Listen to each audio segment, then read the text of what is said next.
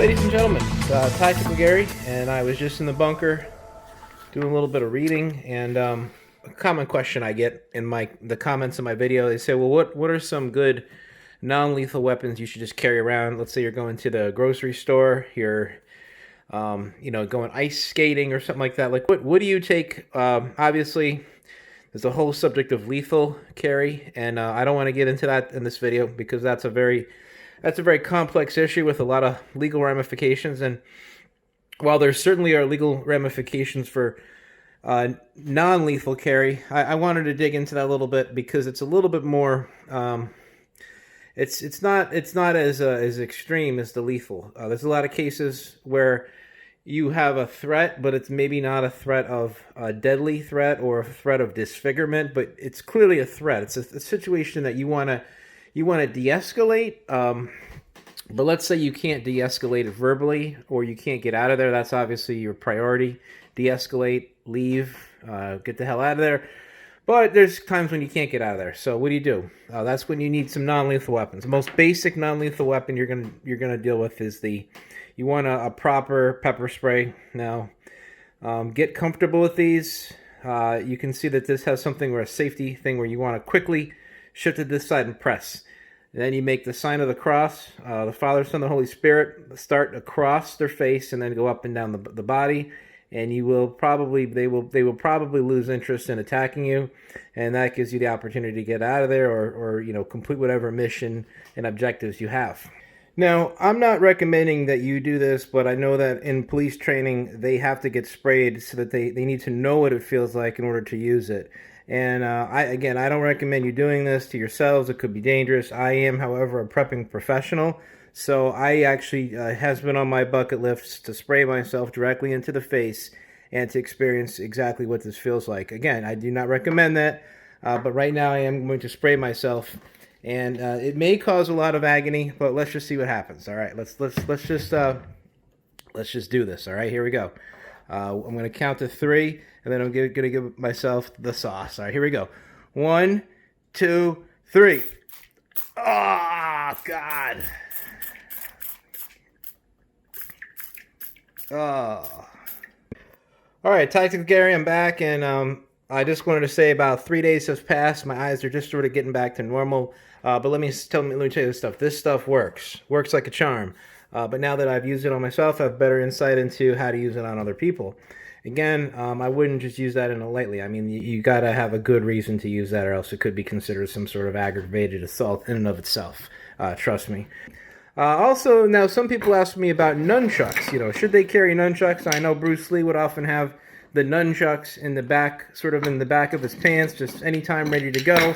I am trained at the nunchucks. However, I do not recommend the nunchucks because I would think that I'm not a lawyer. Nothing in this video is legal advice. But if I was on a jury, I would probably consider this more of a lethal threat or a serious threat of disfigurement. Whereas something like this, that's not going to cause permanent damage. It's going to cause a lot of pain. All right, so the other thing you're going to want to consider is that while this pepper spray is fantastic for the the one-on-one situation, we have one, maybe 2 attackers at the most. If you're facing a crowd of angry people, they don't like you, they're threatening you, you're going to want to reach for bear spray. Now, bear spray is only 1/10 as powerful, as potent as this, but it's got the same active ingredient. And the thing about the bear spray is that whereas this shoots a much smaller direct stream, this fans out and it produces a much longer stream. Whereas this maybe goes up to maybe 8 or 9 feet at the most. This will go 30 feet. This is intended for a much more open-ended scenario. Now, if you're going to be using this, though, you're going to want to think about, well, maybe the wind's coming at me. You're always going to want to have a set of this N100 Mask ventilator. I just keep one attached to sort of the back of my tactical belt buckle, and it's always just kind of behind me. People used to stare, but now during the pandemic, people don't even think anything of it. They're just thinking, oh, wow, look at that guy. He's got an N100 Mask. I bet that thing is fantastic. And on that note, it's not really a weapon, but I would always keep a hand sanitizer on me at all times, too. So, again, this is not supposed to be a video about everything that you're supposed to carry on your person. you're going to want a lot of stuff in addition to this. This is really just the non-lethal weapons that you're going to want to carry. A very narrow topic. And the nice thing about carrying some of this stuff is that while it will work on crowds of angry people that are coming right at you, a lot of this stuff will actually work on bears. I mean, let's say you have a bear or two, and they're coming at you. This stuff comes in handy. I mean, again, wear the mask. If that runs out, you can use some of this. This might scare them away. I once had to use nunchucks against a mother black bear and her cub. It was not a good scenario, but maybe that's for another video. We'll talk about what happened there. Again, I think this light would probably spook them. This is a 10,000 lumen flashlight, not my brightest flashlight by any means, but it is what it is. Other thing you want to carry is you probably want to carry one of these. Now these are really cool because you yank these, it produces this really loud sound. Here, I'll give you a little taste of it. So you pull this out.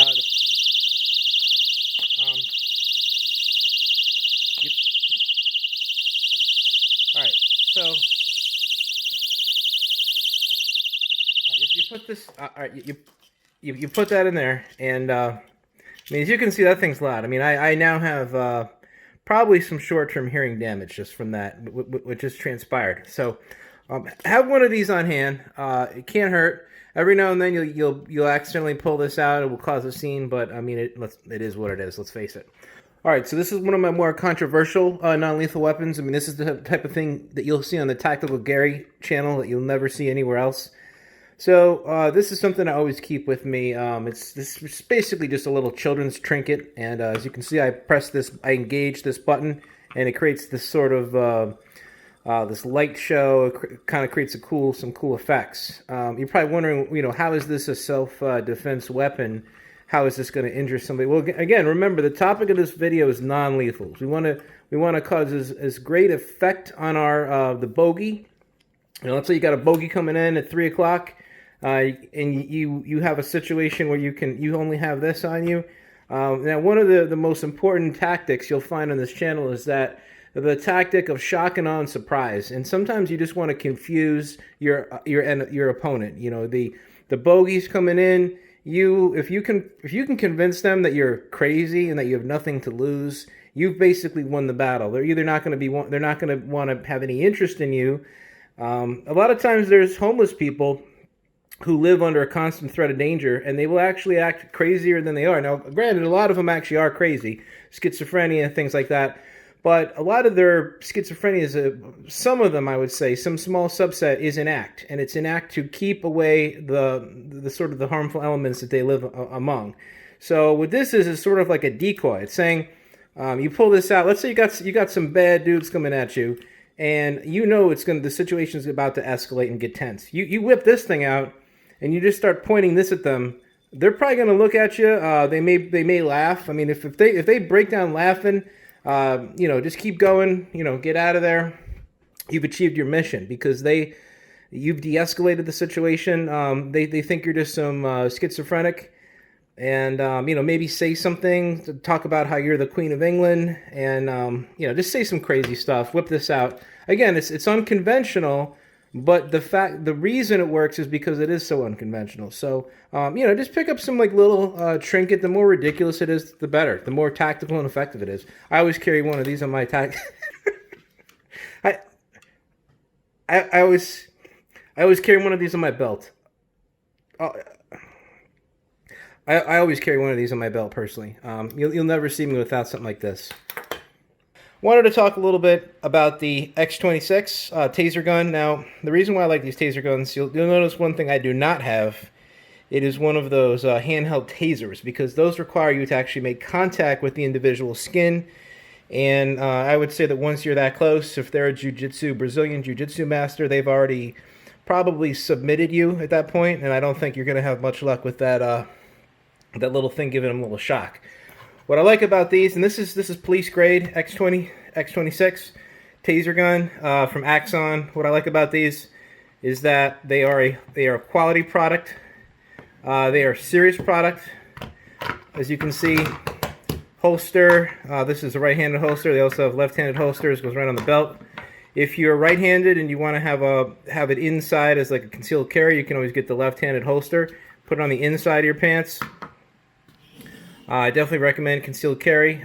Pay attention to your local and state laws, federal laws, but it's legal in pretty much most places, or concealed carriers at least, and some places may require a special concealed carry permit, but again, check with your state and local laws.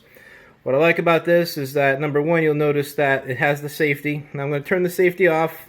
I would not do this, but I am a trained prepping professional, a preparation SME, that is a subject matter expert. So as you can see, when you turn the safety off, you get the light and the red dot. You want to be about 5 or so feet from the bogey. Let's say you got a bogey at 1 o'clock, and what you do, you give them a little shot, you shoot it at them. You want to shoot it right in the chest. You want to be far enough away that the two prongs, that the darts that shoot out, will be at least a couple feet, 2 or 3 feet apart from each other. You could do it slightly at an angle so that it covers different parts of their body, and then it will electrocute them, send them to the ground, give you the opportunity to run away.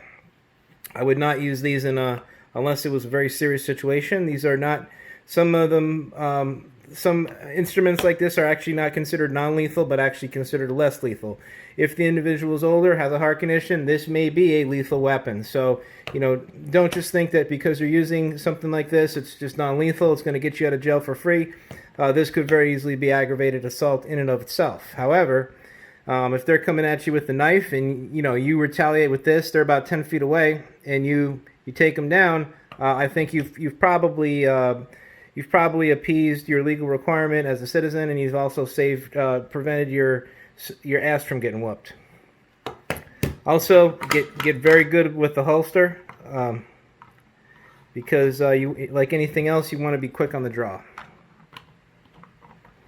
So this comes with an extra cartridge on the bottom. In a normal event, this opens up, both sides spring open, and your darts pop out with metal steel wires that attach to here.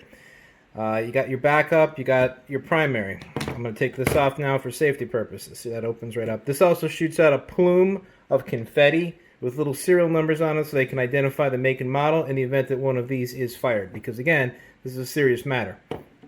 Now, if I were to turn the safety off and actually fire this without an actual cartridge, you would see the electrical shock bar go across. So if I turn this on, as you can see here, we're at 97, and let's just do this. Let's just give this a run. Let's see what happens.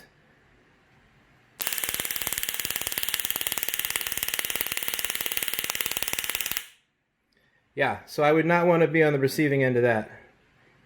So you kind of get the idea. Still at 97. Okay, good. These things will. One of these, unfortunately, you can't replace the battery on these, but one of these batteries will last for quite a few shots, more than you could probably ever need. So anyway, this is Tactical Gary, and I wanted to say over and out. Remember, stay tactical.